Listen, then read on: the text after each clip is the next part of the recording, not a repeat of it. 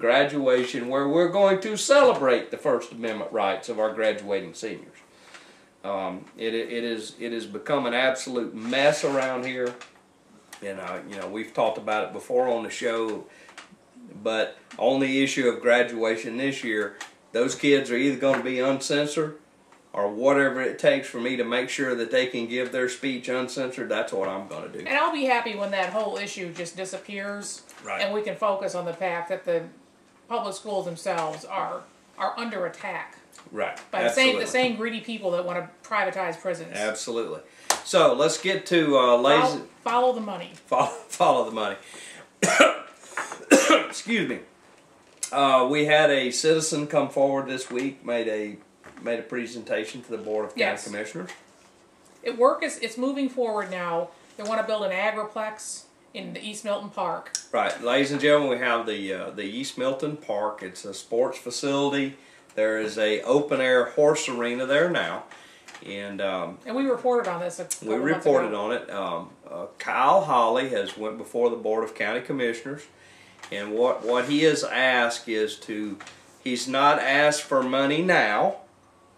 He has asked that $750,000 be set aside out of the recreation fund, which comes from your electric franchise fees. They want to put a roof over the existing horse arena, and the goal there is, and they're working on there's some grants. One of the things that you know, I had Kyle explain it to me. But agriculture in the state of Florida, in hand with the Santa Rosa County Fair, which just ended, they are a nonprofit organization, a 501c3, and apparently there is grants and some dollars available when you're increasing the education on agriculture and things in your county. And so what they're shooting for is to get the roof over to start out with. Potentially starting to process some of the raw vegetables from local farmers, and slowly build upon that. The East Milton facility, they got a lot of acreage there. It's a lot of kids play ball there. It's the home of the Santa Rosa County Fair, which has been very successful. The crowds have been good. You know, I've certainly enjoyed myself at the fair this year.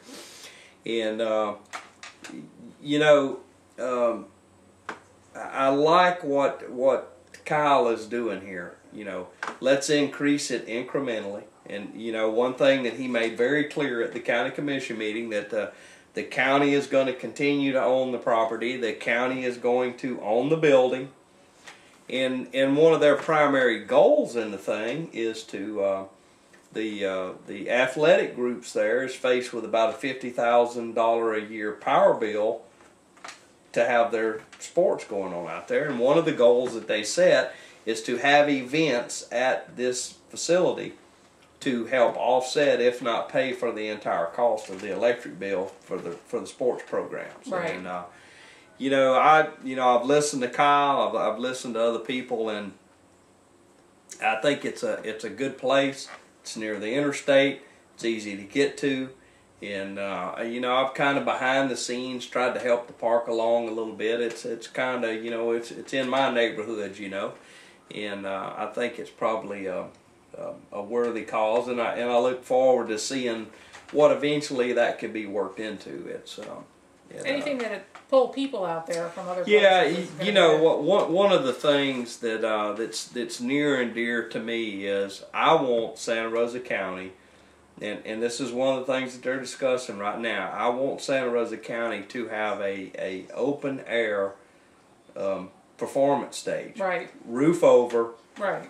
With the power run conveniently and all that. We have so many wonderful musicians in our county and surrounding counties that I really believe, you know, for example, if you had a good stage and you got plenty of property out there, you could say, look, on Saturday, you know, we're going to charge $15 a person, and there's going to be bands playing from 10 a.m. to 10 p.m. and there's going to be something there for everybody.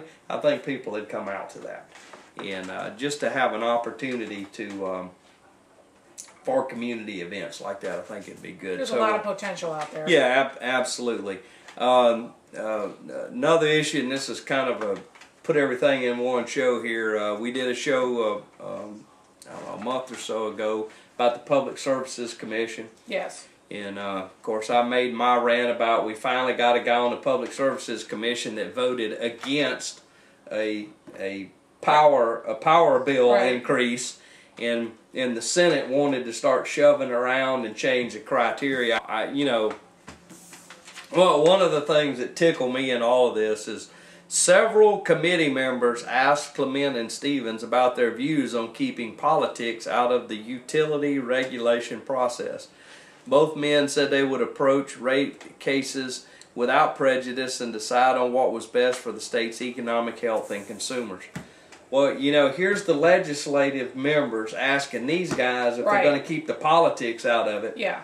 And just 40 days ago, they were slamming it full of the politics of it because Stevens votes no, and all of a sudden the world's going to come to an end.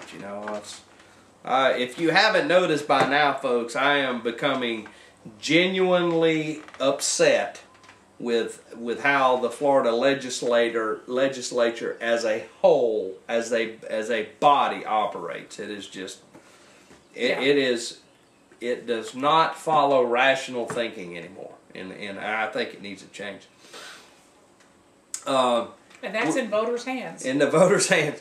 We also wanted I know you probably noticed in the news that we have a Supreme Court justice who is also Stevens retiring. Stevens, who may retire. And Deborah, what wonderful thing did he do for the people of the United States of America? Well, he's being talked up in the media, and nobody's pointing out that he actually wrote the opinion that said that Miss Kelo's house could be taken away from her in New London, Connecticut, and given to a private developer for quote-unquote good old economic development. Kelo versus New London, Connecticut. He was the ringleader on that. And he also voted against the the Heller case, I believe it was, in D.C., the gun rights case. He was against that as well. It's funny how he's fixing to retire, so we only remember the good. Right. But folks, don't forget that. That specific case gave the right for someone to take your property as long as it increases economic development. Come on, Deborah, do it with me. Economic development in your community. They can take what you have. That was a low point in American history when that happened. Unbelievable. Okay, well, folks, hope you've enjoyed the show. Be sure to tune in every Saturday, 4:30 to 5, Mediacom Channel 27. And don't forget, look us up on YouTube. Got the address right across here. You can look at every show that we've ever done. And plenty of ad space available. And plenty of ad space. So once again, I'm Jerry Cooey. I'm Deborah Nelson. Thanks for watching. Good night. Good night.